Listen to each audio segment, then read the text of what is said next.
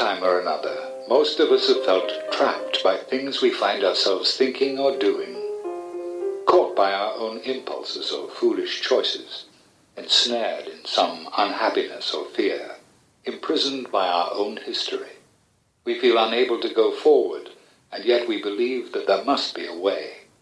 I want to change, but not if it means changing, a patient once said to me in complete innocence. Because my work is about helping people to change, this book is about change. And because change and loss are deeply connected, there cannot be change without loss. Loss haunts this book. The philosopher Simone Weil describes how two prisoners in adjoining cells learn, over a very long period of time, to talk to each other by tapping on the wall. The wall is the thing which separates them, but it is also their means of communication. She writes, "Every separation is a link." This book is about that wall. It's about our desire to talk, to understand and be understood. It's also about listening to each other, not just the words, but the gaps in between. What I'm describing here isn't a magical process. It's something that is part of our everyday lives. We tap, we listen.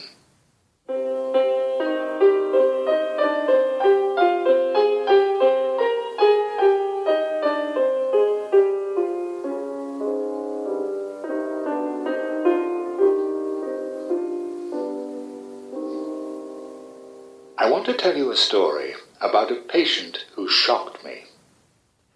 When I was first starting out as a psychoanalyst, I rented a small consulting room in Hampstead.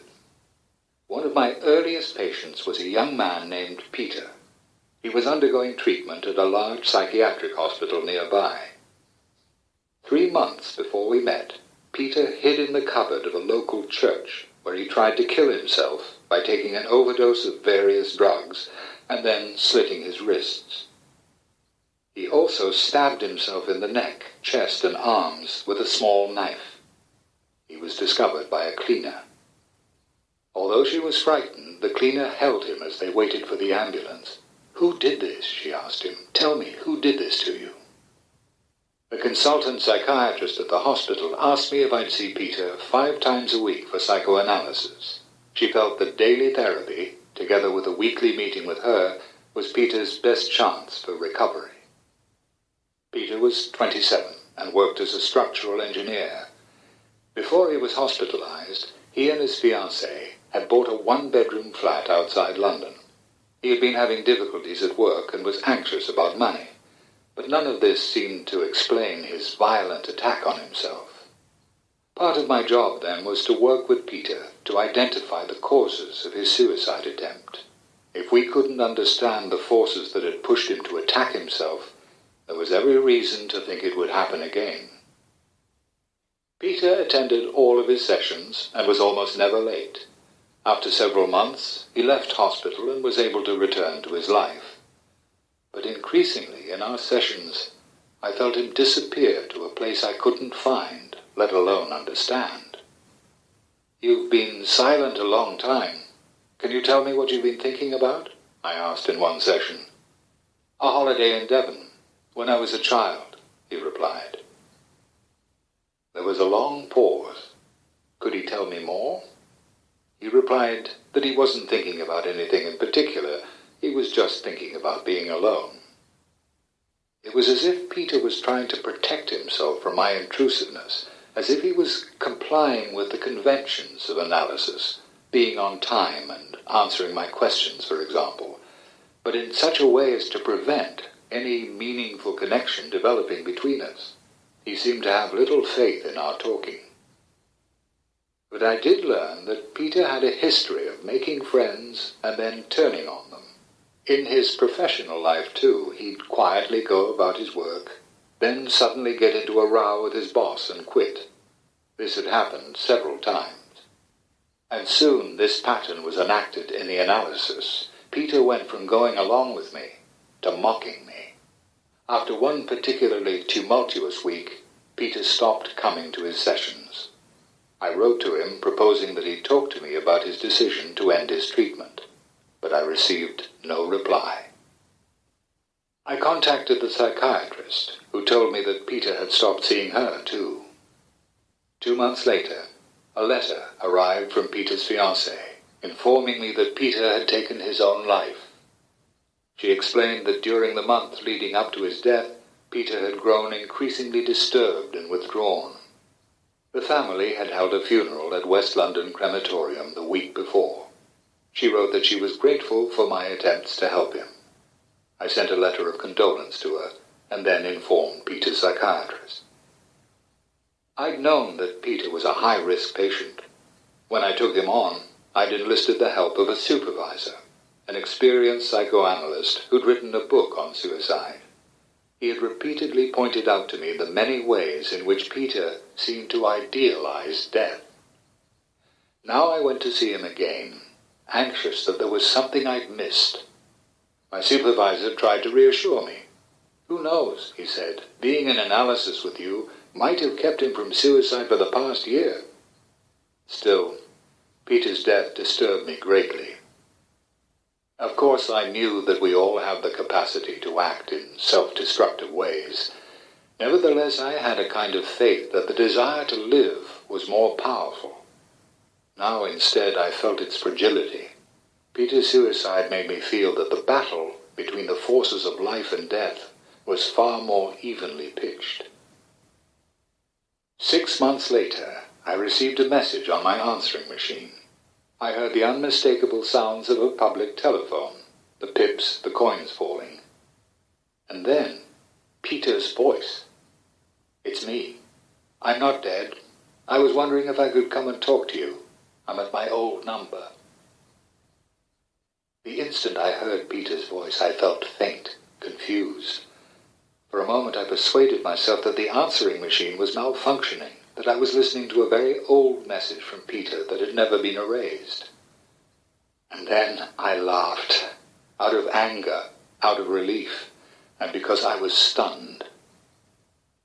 That evening, when I wrote to the consultant psychiatrist to tell her that Peter wasn't dead, I did what many people do when they're angry. I made a joke. "Unless there are payphones in hell," I wrote, "Peter is still alive. He left a message on my answering machine earlier today, asking me for an appointment." Peter came to see me the following week. In a matter-of-fact way, he told me that he, not his fiancée, had written to inform me of his death. He'd also intercepted my condolence note. "It was touching," he said. "Oh, that is interesting," my supervisor said. "It's surprising this doesn't happen more often.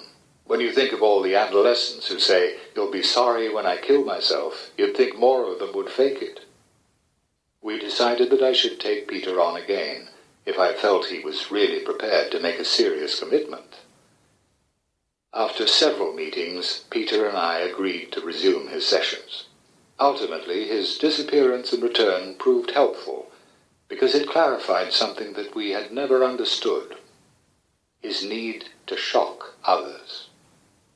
In the sessions that followed, it slowly became clear that Peter enjoyed thinking about the distress he caused when he suddenly quit work or ended a friendship. He'd blown up the analysis twice, first when he quit, and then a second time when he faked his suicide. In the first phase of his analysis, I hadn't realized just how attached Peter was to violently upsetting others. But why? Peter's parents had divorced when he was 2, and his mother had remarried soon after. During this second phase of his analysis, Peter sought out his biological father and spoke frankly with his mother. He discovered that his mother had been having an affair with the man who became his stepfather, and that his father and mother both drank heavily. He also discovered that the first 2 years of his life were very different from the story he'd been told. His mother and father both admitted that they couldn't cope and had been violent with him when he was a baby. Peter told me that his dad didn't remember much, just that it was a terrible, unhappy time, an unhappy marriage. My mother cried. She kept saying that she was sorry, Peter said. She was only 20 when I was born, and no one was there to help her. She said that sometimes she felt she was just going crazy. Her confession gave Peter some relief. For as long as he could remember, he had felt afraid. He told me that it helped to know that he was frightened of something. For a small child, violence is an overwhelming, uncontrollable, and terrifying experience, and its emotional effects can endure for a lifetime. The trauma becomes internalized. It's what takes hold of us in the absence of another's empathy. So why did Peter turn on those close to him? Peter's behavior made it clear that he couldn't allow himself to feel weak. Dependence for him was dangerous. Peter's story might be summed up as, "I'm the attacker who traumatizes, never the baby who is hurt." But Peter also felt bound to turn on himself. When Peter assaulted himself in the church, he enacted this same story. As he told me, "I thought, you pathetic little crybaby, I can do this to you and you can't stop me." I believe that all of us try to make sense of our lives by telling our stories. But Peter was possessed by a story that he couldn't tell. Not having the words, he expressed himself by other means. Over time, I learned that Peter's behavior was the language he used to speak to me. Peter told his story by making me feel what it was like to be him, of the anger, confusion, and shock that he must have felt as a child. The author, Karen Blixen, said, "All sorrows can be born if you put them into a story or tell a story about them." But what if a person can't tell a story about his sorrows? What if his story tells him? Experience has taught me that our childhoods leave in us stories like this, stories we never found a way to voice, because no one around us helped us to find the words. When we cannot find a way of telling our story tells us. We dream these stories, we develop symptoms, or we find ourselves acting in ways we don't understand.